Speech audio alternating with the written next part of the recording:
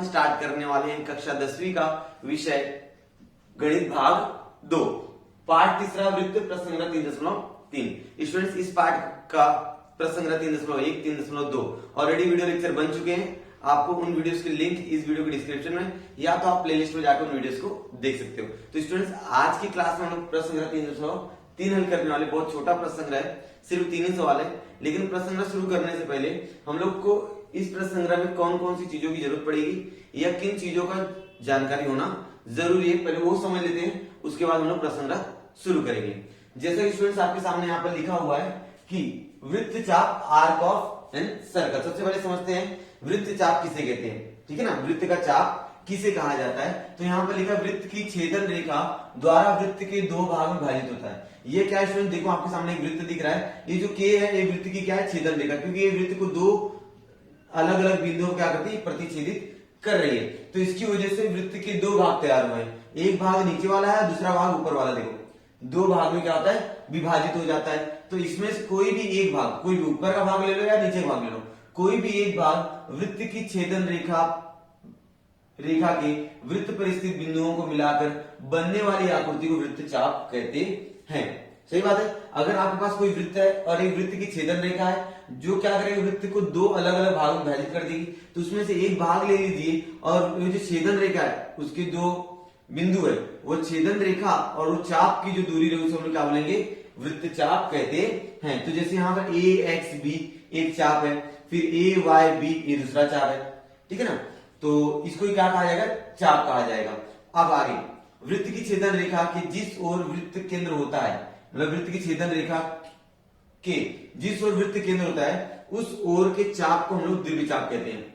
मतलब जिस तरफ आपका क्या रहेगा, केंद्रक रहेगा, सी है ना, तो मतलब याला चाप क्या रहेगा आपका, दीर्घचाप रहेगा, और याला चाप क्या रहेगा आपका, लघुचाप। दीर्घचाप को स्टूडेंट्स इंग्लिश में बोलते हैं मेजर आर्क।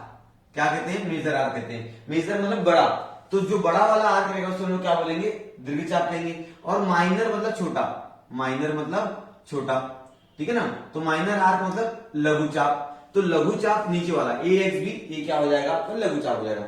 मतलब आपको समझ में आ गया, किसी वृत्त को अगर एक छेदन रेखा काटती है, ठीक है ना, तो वृत्त के दो भाग बनते हैं, तो उसमें एक जो चाप रहेगा वो आपका दीर्घचाप रहेगा और दूसरा वाला चाप रहेगा आपका लघुचाप, ठीक है ना। यहाँ ए वाई बी दीर्घचाप है और ए एक्स बी क्या है, लघुचाप है। ए वाई बी आपको दिख रहा होगा, ये दीर्घचाप बड़ा है, और ए वाई बी जो छोटा वाला दिख रहा है उसको हम लोग क्या बोलेंगे, लघुचाप लेंगे। दीर्घचाप का माप 3 अक्षर से लिखा जाता है। ये जो दीर्घचाप का माप है ना वो 3 अक्षर से, जैसे चाप ए वाई बी इस तरह लिखा जाएगा, ये दीर्घचाप है, ठीक है ना। लेकिन जो लघुचाप रहेगा उसका नाम आप लोग चाप ए एक्स बी या तो आप चाप ए बी भी लिख सकते हो। मतलब जो छोटा वाला चाप होता है उसका नाम आप 3 अक्षर में भी लिख सकते हो और 2 अक्षर में भी लिखा जा सकता है। जैसे यहाँ पे दीर्घचाप का नाम ए वाई बी लिखा है मैंने, और चाप ए एक्स बी को चाप ए बी भी हम लोग लिख सकते हैं। तो स्टूडेंट्स यहाँ तक आपको समझ में आ गया कि चाप क्या होता है, कि वृत्त की छेदन रेखा द्वारा वृत्त के दो भाग बनते हैं, उनको क्या बोलेंगे, चाप कहेंगे। मतलब वो छेदन रेखा के दो बिंदु और किसी भी एक हिस्सा ले लीजिए आप वृत्त का, उसे हम लोग क्या बोलेंगे, चाप। तो दो चाप होते हैं, दीर्घचाप और लघुचाप। दीर्घचाप मतलब बड़ा और लघुचाप मतलब छोटा वाला चाप, ठीक है ना। यहाँ पर आपने देखा, ठीक है। अब चलिए आगे बढ़ते हैं। केंद्रीय कोण अगला है, सेंट्रल एंगल। क्या होता है केंद्रीय कोण, इसके ऊपर आपको बोर्ड एग्जाम में भी सवाल पूछा जाता है, तो आपको समझ में आना चाहिए केंद्रीय कोण क्या होता है।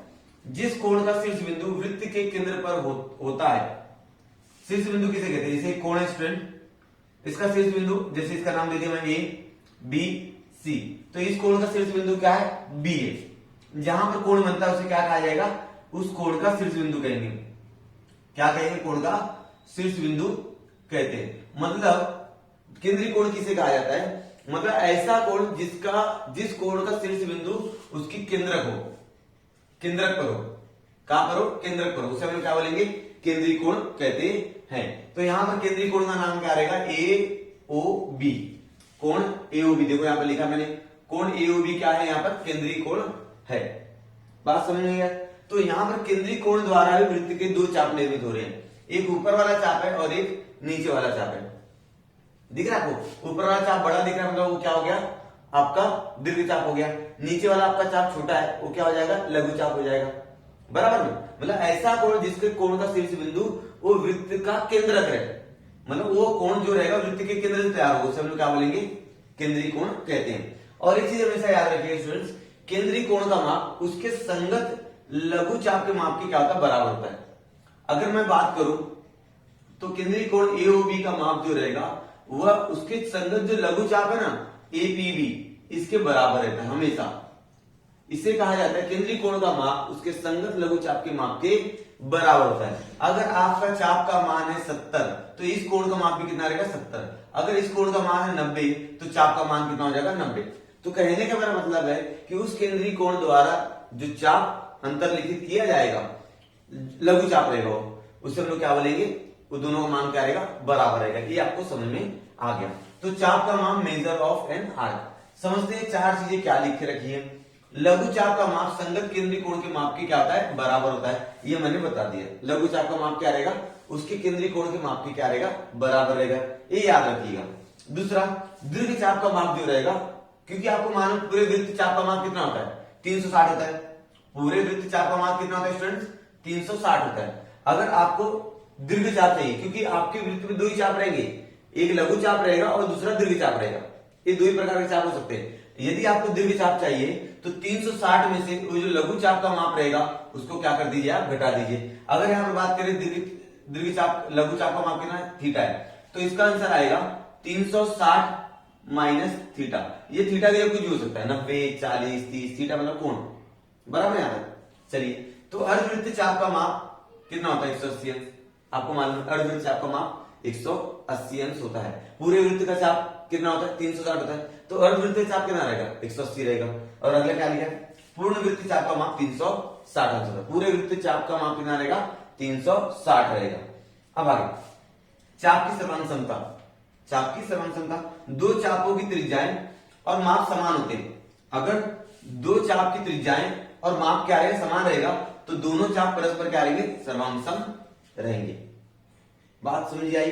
देखिए, मान लीजिए यहां पर आपके पास क्या वृत्त है, अगर यहाँ पर एक त्रिज्या है और यहाँ पर भी त्रिज्या है और यहाँ पर और यहाँ पर, तो ये जो त्रिज्या है इनकी त्रिज्याओं की लंबाई क्या, सर्वांगसम है, तो इसके द्वारा निर्मित जो चाप रहेगा ये चाप भी क्या रहेगा स्टूडेंट, सर्वांगसम रहेगा।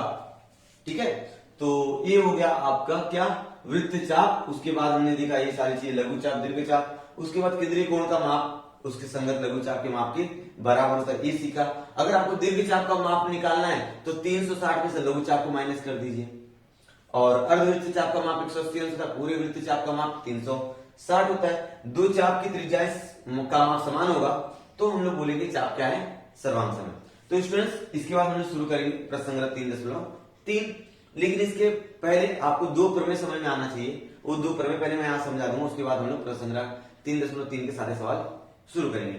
यदि आप लोग इसका स्क्रीनशॉट लेना चाहते हो तो इसका स्क्रीनशॉट ले सकते हो। स्टूडेंट समझ लेते हैं। सबसे पहले यहाँ पहला एक प्रमेय और दो प्रमेय लिख के रखे, उसके बाद हम लोग प्रश्न संग्रह 3.1 का पहला सवाल करेंगे। प्रमेय क्या बोलता है, एक वृत्त की सर्वांगसम चापों की संगत जीवाएं सर्वांगसम होती है। मतलब आपके पास एक वृत्त है, अगर उसकी दो चाप सर्वांगसम है तो उनकी जीवाएं क्या रहेंगी, सर्वांगसम रहेंगी। जैसे यहां पर चाप एपीसी और चाप डीक्यूई सर्वांगसम है, तो इसके द्वारा जो जीवा रहेगा ना, जीवा, वो भी क्या रहेगा, यहाँ पर सर्वांगसम रहेगा। मतलब चाप एपीसी सर्वांगसम है, चाप डीक्यूई, तो इसके द्वारा जो चाप जीवा है, जीवा एसी सर्वांगसम रहेगा, जीवा डीई। ये याद रखिए, सर्वांगसम चाप की संगत जीवाएं सर्वांगसम होती है, इस बात को याद रखना। स्टूडेंट्स, यहाँ पर मैं प्रमेय हल करके नहीं दिखा रहा हूं, लेकिन प्रमेय का मतलब बता रहा हूं ताकि आप लोग उसका उपयोग प्रश्न संग्रह में कर सको।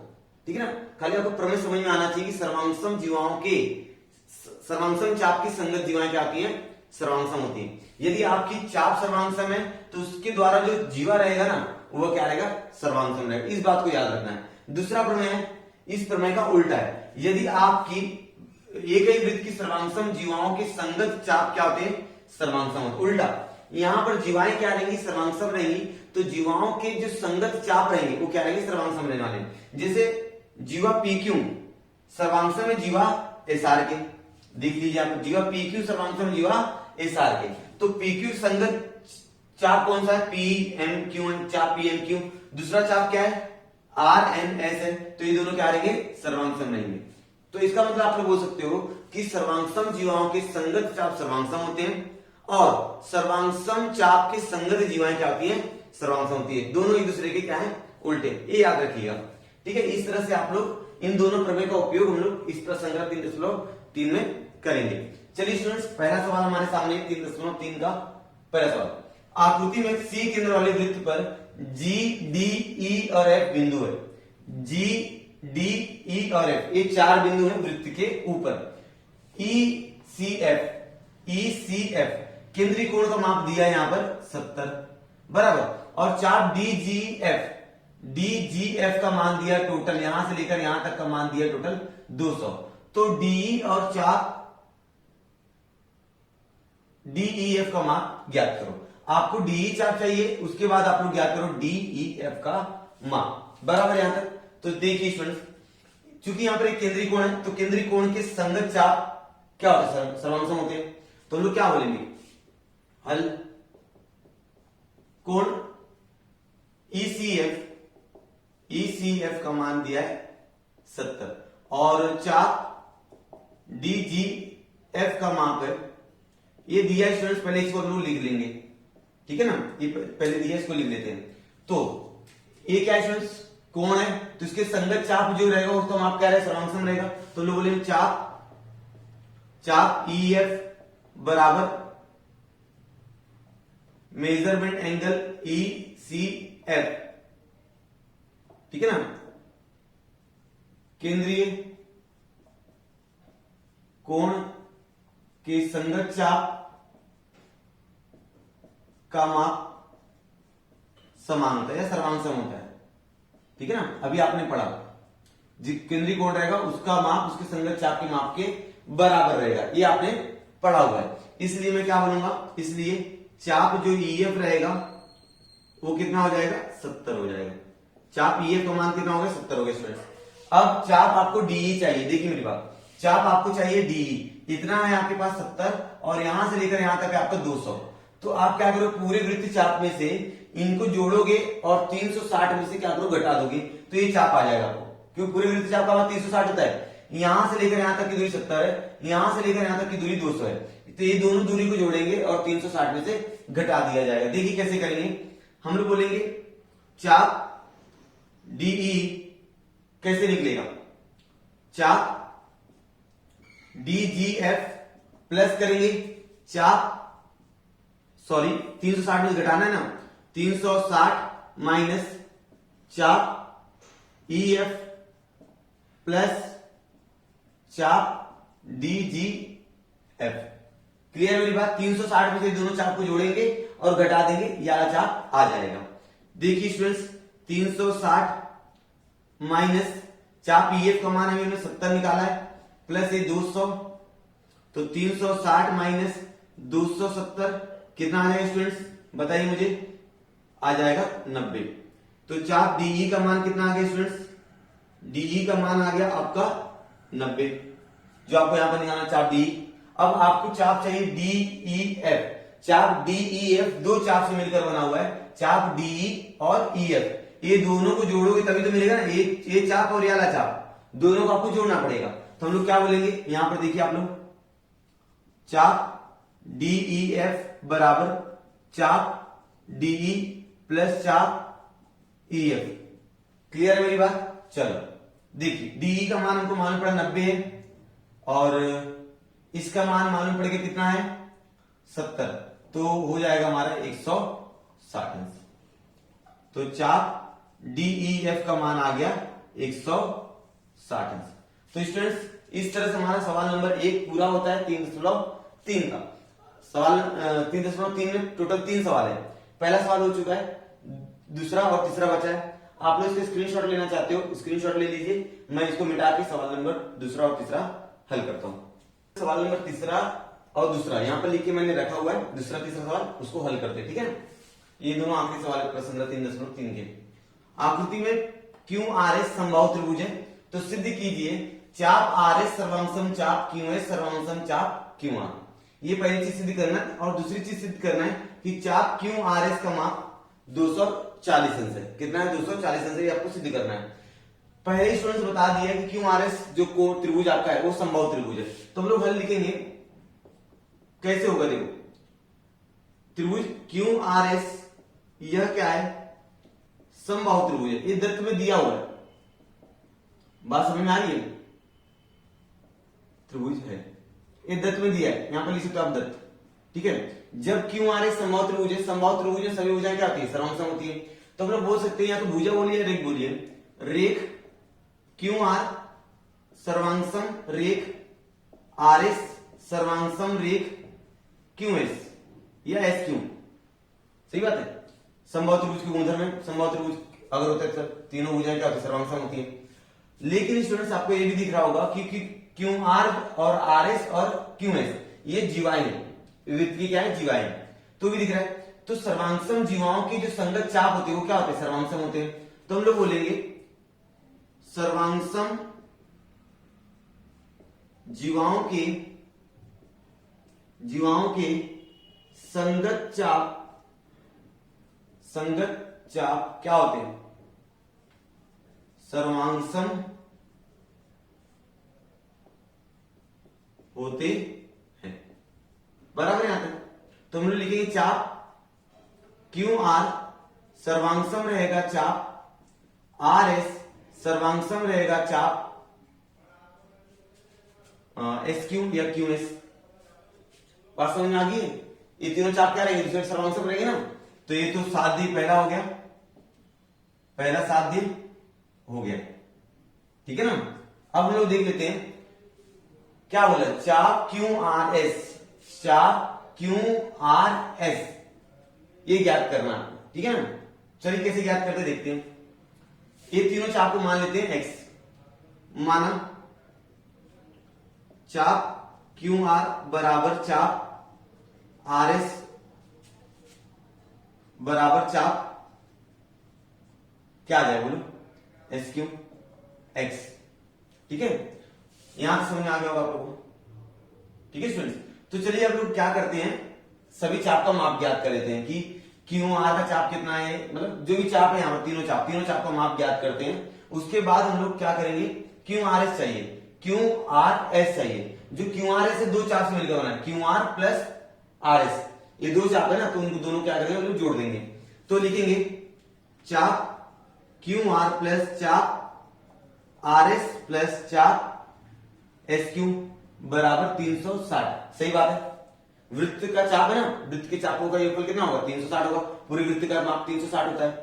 इन सबको मैंने x प्लस x माना है बराबर 360, तो 3x बराबर 360, x बराबर हो जाएगा 360 बटे 3, x बराबर हो जाएगा स्टूडेंट 120, कितना हो जाएगा हमारा 120। चूंकि स्टूडेंट्स ये जो x का मान है ये सभी चापों का माप है, मतलब क्यू आर का मान 120 है, एस आर का मान भी 120 है और एस क्यू का भी मान कितना है 120 है। अब हमको निकालना है चाप क्यू आर एस निकालना है। जब आप लोग चाप क्यू आर एस की बात करोगे, क्यू आर एस की बात करोगे तो क्यू आर चाप, अच्छा यहां पर मेजरमेंट लगा देंगे, ओके स्टूडेंट्स, यहां मेजरमेंट लगा दी ताकि माप समझ में आ गए, ठीक है। तो यहां पर मेजरमेंट लगा दीजिए, मेजरमेंट चाप क्यू आर एस क्या हो जाएगा, मेजरमेंट चाप क्यू आर प्लस मेजरमेंट चाप आर एस, बात समझ में आ रही स्टूडेंट्स, ठीक है। तो क्यू आर का मान मैंने x माना, x का मान 120 आया, 120 प्लस 120 कितना होता है स्टूडेंट्स 240। तो मेजरमेंट चाप क्यू आर एस का मान कितना आ गया हमारे पास 240 आ गया, ये क्या हो गया साध्य हो गया, स्टूडेंट से साध्य हो चुका है, ठीक है। देखा कितना आसान था, एकदम आसान था, अच्छे से समझिएगा, ओके। चलिए तीसरा सवाल समझते हैं हम लोग, क्या है तीसरा सवाल, देखिए आकृति में जीवा AB सर्वांगसम जीवा CD है, तो सिद्ध कर दीजिए कि चाप AC सर्वांगसम रहेगा चाप BD के। ये चाप जो AC है ये सर्वांगसम रहेगा चाप BD के, ये हमको सिद्ध करना है, ओके। चलो सबसे पहली बात जो दिया है उसको पहले लिखते हैं हम लोग, क्या दिया है स्टूडेंट्स, ओके, दिया है कि जीवा जो AB है ये सर्वांगसम है जीवा CD के, ओके।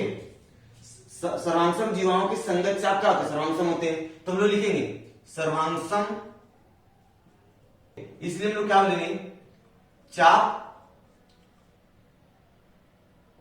ACB बराबर रहेगा चाप CBD के, CBD के। बात समझ आ रही है? क्योंकि ये जो जीवा है इससे कौन सा चाप मिल रहा है, ये चाप मिल रहा है, AB जीवा से ये चाप मिल रहा है और CD जीवा से CBD मिल रहा है, तो दोनों चाप क्या रहेंगे, बराबर रहेंगे। लेकिन स्टूडेंट्स ये भी ध्यान दीजिए आप लोग कि जो चाप ACB है वो दो जन से मिलकर बना हुआ है, चाप AC और चाप CB। तो मैं इसकी जगह लिखूंगा चाप AC प्लस चाप CB। बात समझ में आ रही है? क्योंकि जो ACB है वो दो चाप से मिलकर बना हुआ है, AC प्लस CB। और उसी तरह आप CBD में देखोगे तो CB चाप CB प्लस चाप BD। बात समझ में आ रही है आप लोग को? ओके, चलो अब देखो यहां पर ध्यान से, यहां पर देखिए स्टूडेंट्स, चाप CB दोनों तरह है, तो क्या आ जाएगा, कट जाएगा। जब कट जाएगा तो क्या बच गया, इसलिए चाप AC बराबर चाप BD। देखिए स्टूडेंट, सिद्ध हो गया। ये तो निकालना था हमको, बराबर बोलिए या सर्वांगसम बोलिए, इसलिए चाप AC सर्वांगसम चाप BD। क्या हुआ स्टूडेंट्स, 7 हो गया हमारा। ओके, तो इस तरह सवाल हमारा प्रश्न नंबर 3.3 के सारे सवाल पूरे हुए। देखिए दूसरा सवाल है और ये तीसरा सवाल है, समझा होगा, एकदम अच्छे से पॉज कर करके वीडियोस को देखिएगा। तो स्टूडेंट्स इस तरह से हमारा प्रश्न नंबर 3.3 कंप्लीट हुआ। उम्मीद आपको पूरी वीडियो पसंद आई होगी। स्टूडेंट्स यदि वीडियो आपको पसंद आई तो वीडियो को लाइक जरूर कीजिएगा, अपने दोस्तों के साथ वीडियो को शेयर कीजिएगा। और हाँ स्टूडेंट्स, यदि आप लोगों ने हमारे चैनल को सब्सक्राइब नहीं किया है तो प्लीज चैनल को सब्सक्राइब कर दीजिए, क्योंकि इसी तरह वीडियोस आपको आगे मिलती रहेंगी। और आप लोग हमारे प्लेलिस्ट पे जाके और भी वीडियोस को देख सकते हो। साइंस की वीडियोस, विज्ञान और प्रौद्योगिकी के वीडियोस आपको मिलेंगे, भूगोल, इतिहास, इन सब के आपको वीडियो लेक्चर्स वहां पर मिल जाएंगे, तो आप जाकर उन वीडियोस को भी देख सकते हो। तो स्टूडेंट्स मिलते हैं नेक्स्ट वीडियो में, तब तक के लिए धन्यवाद।